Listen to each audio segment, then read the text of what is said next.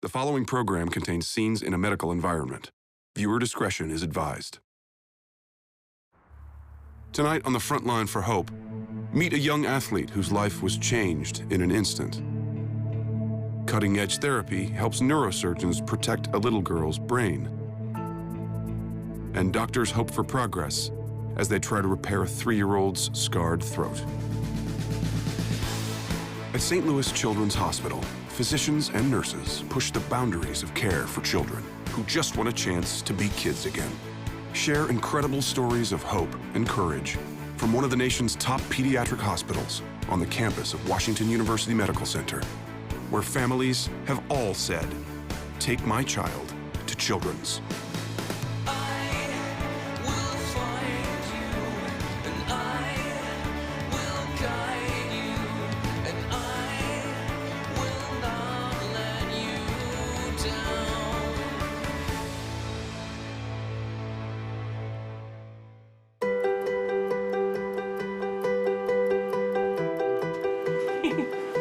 WNBA. Oh, score! He is an extremely athletic boy. He raced motocross, he raced mountain bikes, and he raced road bicycles. We've had feeling in the feet for a while. Well, I don't know. I've had feelings since you started running me into walls. She Into pushes things. me in the wheelchair like she feeds me. Do not. Cougar came in after diving into a snowbank. He fractured his 5th cervical vertebra, or C5. With an injury at this level or just above, it really impairs the body's ability to breathe on its own, and that can be a fatal problem. In emergency surgery, Dr. David Limbrick rebuilt 15-year-old Cougar's shattered vertebrae with metal pins to relieve the dangerous pressure on his spinal column. After the 10-hour surgery, Cougar was in the Pediatric Intensive Care Unit, or PICU, for 24 days. Down there, I know my lungs collapsed. I don't know how many times, but every time it was those great people that brought me back to being able to be where I am now. Well, when he arrived, I mean, you know, his whole family, it was just a shattering experience for them. I go out of the room and I find a closet and I bawl my eyes out and push my eyes back on and back of the room with a smile. But through it all, even though he was scared and he was hurt pretty badly, he smiled, he thanked you. I mean, he was just an amazing kid. So he says he's walking again, so that's what we're doing. We're gonna walk again. Physical and occupational therapy in the neuro rehab unit, Cougar has recovered more movement than anyone predicted. The goal of what we're doing is to get Cougar as independent as possible, and we think that for Cougar it's realistic that he will be able to accomplish some of his own activities of daily living. We've been working a lot on strengthening my neck. And show me how far you lift that head up. Good. So like today I was holding up my head a lot more, like moving myself up and then letting myself down, and they said I had great control. I think that's the best thing of the week, the way you're using that weight shift. Pretty much most C5 injuries, you're not supposed to be able to move below the shoulders again. But I eventually got my shoulders back, and then I got my arms back. So I think it's moving, like, really quick. Whammy. You fell into his trap. I know. You won. Cougar's therapy continues with child life specialist Megan Rennie. She helps him create a video to introduce his new idea, to create a poster sharing project for long-term patients.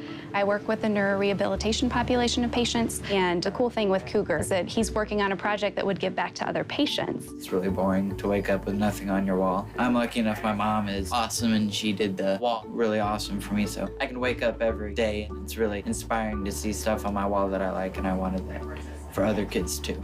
I was thinking like one of those cheesy work videos. Are you talking about like training videos, like Yeah, what they do? training videos. Okay, well, we probably need some props for that then. And some kids that can use their thumbs. Okay, okay, all right.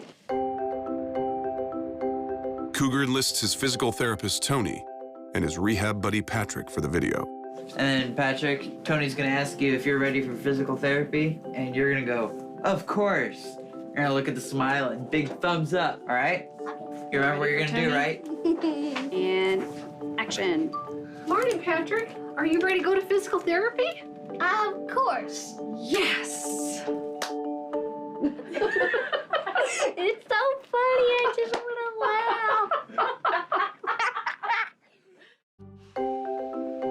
Using equipment provided by donations to St. Louis Children's Hospital, therapists help Cougar improve every day. Occupational therapy and physical therapy, we've worked very closely together. When we first got him, he couldn't use his hands at all.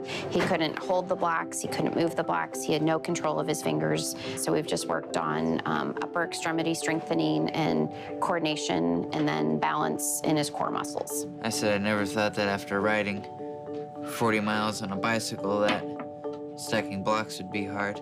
He's just always working to get the most back that he can. That's going down. Yeah. Hospital tutors help Cougar keep up with his studies. All right, what are we thinking here? 4x minus 1 equals 3x plus 6. How do you know? Because I did it in my head. I plan to go on to be an aeronautics engineer and build helicopters someday, so math will be definitely important. So let's take a look at these two. 80, 75, what would those two be? It's really hard to think and shoot chips at the same time. So it seems. After nearly 4 months of care, Cougar is ready to leave the hospital for outpatient therapy. This place is like a security blanket. Leaving's gonna be scary. I mean, he's kicking booty and it's time to move on, and I get that. On his last day at Children's, Cougar says goodbye to his friends in the intensive care unit. Give me a hug. Oh my gosh. Oh, you look so good. You inspire us all. Thank you. He never, ever gives up. I mean, if you say, we need to do this, we need to turn, I need to look at your back, he'll go, okay, you know, and he's on it. They're the unsung heroes here. And whenever I'm taking my first steps, I'll be thinking of all of them down there. I'm so happy for him. He's made it this far, and he just keeps going, and he's gonna be fine. I just know he is. And I can see him just making it straight through this. Look how far he's come today. I mean, it's just amazing to us all.